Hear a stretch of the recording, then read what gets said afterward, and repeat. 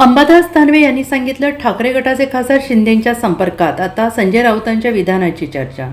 शिवसेना ठाकरे गटाचे 7 खासदार उपमुख्यमंत्री एकनाथ शिंदे यांच्या संपर्कात असल्याची चर्चा वारंवार पाहायला मिळते आहे. शिवसेनेच्या ऑपरेशन टायगरवर आता ठाकरे गटाचे आमदार अंबादास दानवे यांनी अधिकृत कबुली दिलेली आहे. काही लोक संपर्कात आहेत तर काही उघड उघड बोलत आहेत. आम्हाला सर्व माहीत आहे. लोकसभा निवडणुकीपासून महिना 2 महिन्याला संपर्कात असल्याची चर्चा होते आहे. आता हे अधिकृत मान्य करायला हवं असं म्हणत एक प्रकारे अंबादास दानवे यांनी ऑपरेशन टायगरबाबत कबुली दिली आहे. अंबादास दानवेंच्या या विधानानंतर आता ठाकरे गटाचे खासदार संजय राऊत यांनी प्रतिक्रिया दिली आहे. ही महाराष्ट्रातील विकृती आहे. कळस गाठला आहे. महाराष्ट्र यांनी नाचवला आहे. योग्य वेळी महाराष्ट्रात जनता या विरोधात बंड करणार असं संजय राऊत यांनी म्हटलंय. तसेच जे म्हणत आहेत की ऑपरेशन टायगर करणार, त्यांचं अमित शहा यांनी किती वेळा ऑपरेशन केलं असा टोला संजय राऊतांनी लगावला आहे.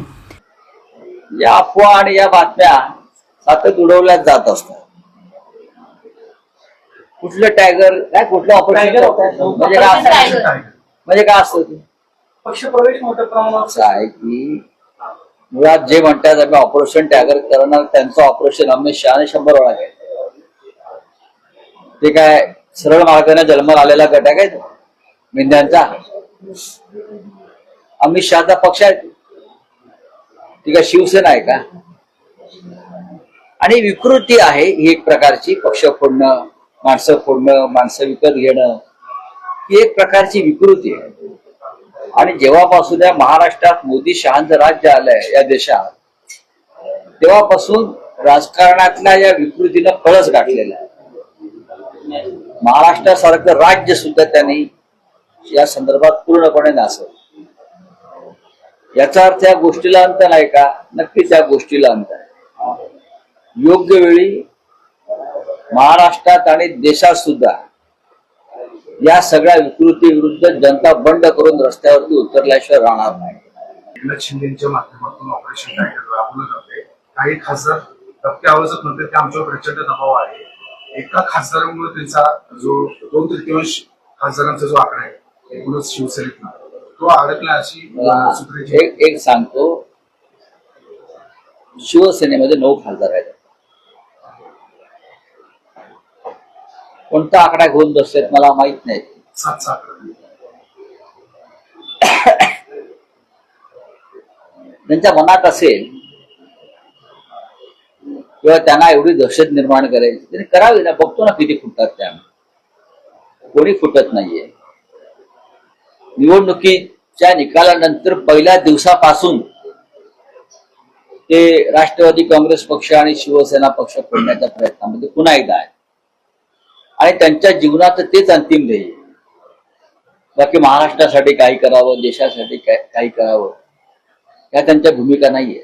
फक्त पक्ष फोडणं हा त्यांचा एक कलमी कारण. आणि पक्ष फुटत नसतील तर हे दहशत निर्माण करायचे. 50-50 कोटी रुपये द्यायचे, 100-100 कोटी रुपये द्यायचे. कुठून आणतात पैसे याचा हिशोब घ्या ना जरा. देवेंद्र फडणवीसची जरा हिशोब तरी मागा. हे पैसे येतात कुठून तुमच्याकडे? तो 15 लाख कोटीचा राजेश मेहता हा कोणाचा आहे? हा भाजपचाच माणूस आहे ना. 15 लाख कोटी रुपयाचा घोटाळा एक माणूस तुमच्या पक्षातला करतोय आणि त्याच्यावर तुम्ही बोलायला तयार नाही. नरेंद्र मोदी त्याच्यावर फोटोमध्ये मिरवताना दिसत आहेत. त्याच्या राजेश ज्वेलरमध्ये हे प्रसिद्ध झाले सगळे फोटो. फडणवीस त्याच्यावर जरा बोला तुम्ही. आमचं काय करायचं आम्ही बघू. आमचे आमदार राहतात जातात, काय खासदार राहतात जातात, तुम्ही तुमचं बघा जरा. शिवसेनेच्या ऑपरेशन टायगरवर अंबादास दानवे यांनी थेट कबुली दिली आहे. त्यांचं असं म्हणणं आहे की अनेक जण त्यांच्या संपर्कात आहे, आम्हाला माहिती आहे आणि हे उघड उघड बोलत देखील आहेत खासदार. बघा, संपर्कात असणं, आता पार्लमेंटला आम्ही एकत्रच बसतो. आमच्या आसपासच ते लोक असतात. विधानसभेत आम्ही एकत्र बसतो. एकमेकांशी बोलणं होत असतं. वाटेत लॉबीत भेटतात. आता याला संपर्क असणं असं मी म्हणत नाही. तो औपचारिकपणा एक असतो. उपमुख्यमंत्री एकनाथ शिंदेच्या संपर्कात आहे असं त्यांचं म्हणणं आहे.